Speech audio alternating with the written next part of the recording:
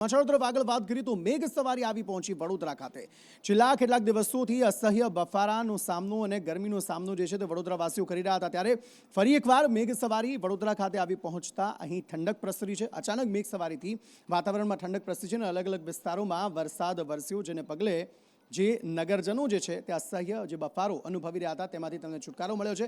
જો કે હવામાન વિભાગ દ્વારા અને સાથે સાથે હવામાન શાસ્ત્રી અંબાલાલ પટેલ દ્વારા પણ કહેવામાં આવ્યું છે કે આ વખતે નવરાત્રી દરમિયાન પણ વરસાદ જે છે તે ખેલૈયાઓની મજા બગાડી શકે છે, તેવામાં જતા જતા પણ વરસાદ જે છે તે થોડું પરેશાન ચોક્કસપણે કરશે તેવું લાગી રહ્યું છે। વડોદરા શહેરમાં લાંબા ગાળા બાદ વરસાદની એન્ટ્રી થઈ છે। આજે છેલ્લા ઘણા દિવસથી બફારો અને ઉકળાટનો માહોલ જોવા મળી રહ્યો હતો। લોકો બફારાથી ત્રાહિમામ પોકારી ઉઠ્યા હતા। આજે સવારે પણ બફારાના પગલે નાગરિકોને એસી અને પંખા સહિતના ઉપકરણો શરૂ કરવાની ફરજ પડી હતી। બપોર બાદ અચાનક વાતાવરણમાં પલટો આવ્યો અને પલટા આવ્યા બાદ જે વરસાદી ઝાપટા શરૂ થયા તેના પગલે વાતાવરણમાં ઠંડક પ્રસરી છે। હાલમાં એક તરફ નવરાત્રીનો તહેવાર હોય, લોકો ખરીદારી માટે પણ નીકળ્યા હતા, પરંતુ ક્યાંક ને ક્યાંક મેઘરાજાના આગમનને પગલે ગ્રાહકો પણ અટવાઈ ગયા હતા, કારણ કે વરસાદને પગલે બજારમાં નીકળેલી ખરીદનારી વેપારીઓ પણ અત્યારે દ્વિધામાં મુકાયા છે કે જો આ જ પ્રમાણનો માહોલ રહ્યો, વરસાદી માહોલ રહ્યો, તો આગામી દિવસોની અંદર બજારમાં પણ મોટી ઇફેક્ટ જોવા મળશે। હિરણ મોદી, સંદેશ ન્યૂઝ, વડોદરા। સમાચારો તરફ આગળ વાત કરીએ। ક્ષત્રિય મહાસંમેલન યોજાયું હતું અને ક્ષત્રિયોના જે તમામ સમાજના લોકો છે તેમને એક સાથે લાવવાનો પ્રયત્ન કરવામાં આવ્યો હતો, પરંતુ હવે આ જ મામલામાં રાજનીતિ પણ શરૂ થઈ ગઈ છે અને રાજનીતિ એ રીતે શરૂ થઈ ગઈ કે ભાવનગરના રાજવીનું નામ તેમાં જોડાયું ને ત્યારબાદ યુવરાજ જયવીર રાજસિંહ જે છે તેમના દ્વારા નિવેદન આપવામાં આવ્યું છે। તેમણે કહ્યું છે કે ક્ષત્રિય એકતા માટે દર અઠવાડિયે આંદોલનની જરૂર નથી। શોકના સમયે શંકરસિંહે પ્રમુખ પદ માટે મારી સાથે વાત કરી હતી, આ પ્રકારનું નિવેદન તેમના દ્વારા આપવામાં આવ્યું છે। બાપુ જ્યારે આવ્યા એમને સાથે અન્ય સમાજના વ્યક્તિઓ આવ્યા હતા। મને આશ્ચર્યચકિત ક્યારે લાગ્યું જ્યારે આવા સમયમાં ભાઈઓ 12મું પણ નહોતું થયું મારા દાદાના। આપણે સંસ્કારી માણસો છે, કોઈ પરિવારમાં દુઃખ અવસાન થાય 12મું સુધી આપણે કોઈ બીજી વાત તો નથી કરતા, ત્યાં જઈને આપણું શોક વ્યક્ત કરીએ છીએ। ત્યારે 5મી જૂને 4:15 વાગે નીલમબાગ પેલેસ હોટેલ બાપુ આવ્યા હતા અને આ જ સમિતિની વાત અને પદના પ્રમુખ સ્થાને મને જયવીર રાજસિંહજી ગોહિલને બેસાડવાની વાત મારે સાથે કરી હતી। ત્યારે મેં બાપુને સામેથી પૂછ્યું હતું કે આનું કારણ શું છે, કારણ કે અમે બધા અત્યારે શોકમાં છે, અત્યારે દુઃખથી ગુજરીએ છીએ।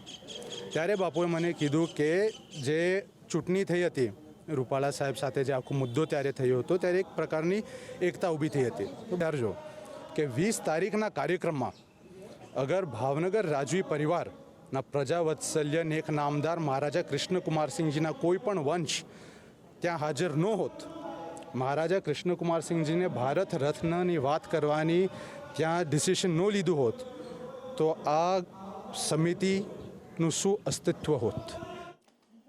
તો એક તરફ યુવરાજ દ્વારા આ પ્રકારનું નિવેદન આપવામાં આવ્યું છે, બીજી તરફ પીટી જાડેજા જે સમાજના આગેવાન છે તેમના દ્વારા પણ એ કહેવામાં આવ્યું છે કે સમાજ બધાને સાથે રાખીને આ પ્રકારે આ અસ્મિતા મંચ જે છે તે ઊભું કરવામાં નથી આવ્યું, બધાને બોલાવવામાં નથી આવ્યા, તે પ્રકારનું નિવેદન પીટી જાડેજા દ્વારા આપવામાં આવ્યું છે। તેમાં કહેવામાં આવ્યું છે કે આમાં તો સમાજમાં બે ફાંટા પડી જશે।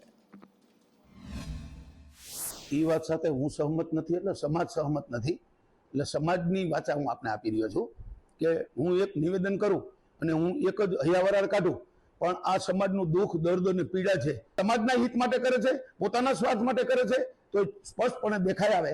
અને સમાજને જ્યારે તમારે હાકલ કરીને બરાબર છે, સમાજને વિશ્વાસમાં લઈને જે કાર્યક્રમ કરવો જોઈએ એની બદલે તમે ખાલી 500,000 ને અહીંયા બોલાવી અને કાર્યક્રમ કરી લીધો, એટલે સમાજે સંદેશો આપ્યો છે કે અમે અત્યારે આ રાજનીતિ હોય એવું 100% લાગે છે, અને રાજનીતિ હોય તો જાહેર કરો, અને સંગઠનની વાત હોય તો સમાજના બે ઊભા ફાડિયા ન કરો, સમાજમાં તમે વિલીનીકરણ કરી અને આવી જાઓ। આ સંકલન સમિતિને આપણે ખૂબ મોટી બનાવીએ। સમાચારો તરફ આગળ વાત કરીએ તો દેશમાં અલગ અલગ જગ્યાએથી છેલ્લા કેટલાક દિવસોથી ટ્રેન ઉથલાવવાના અનેક વખતના પ્રયાસોનો મામલો જે છે તે સામે આવ્યો છે, ત્યારે ઉત્તર પ્રદેશમાં વધુ એક આ પ્રકારનો મામલો સામે આવ્યો છે। શું છે સમગ્ર મામલો?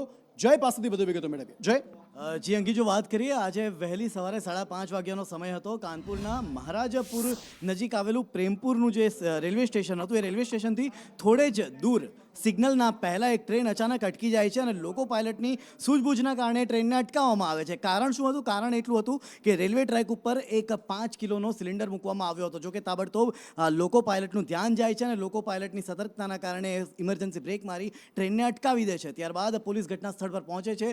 સિલિન્ડરની તપાસ કરવામાં આવે છે. સિલિન્ડર ચોક્કસથી ખાલી હતો, પરંતુ લોકો પાયલટે પોતાના નિવેદનમાં એમ પણ કહ્યું છે કે ટ્રેનને ઉથલાવી નાખવાનો આ એક પ્રયાસ થયો હોય એમ પ્રતીત થઈ રહ્યું છે, કારણ કે કાનપુરમાં જે છેલ્લા 1 મહિનામાં બનેલી આ બીજી ઘટના છે. અંકિત.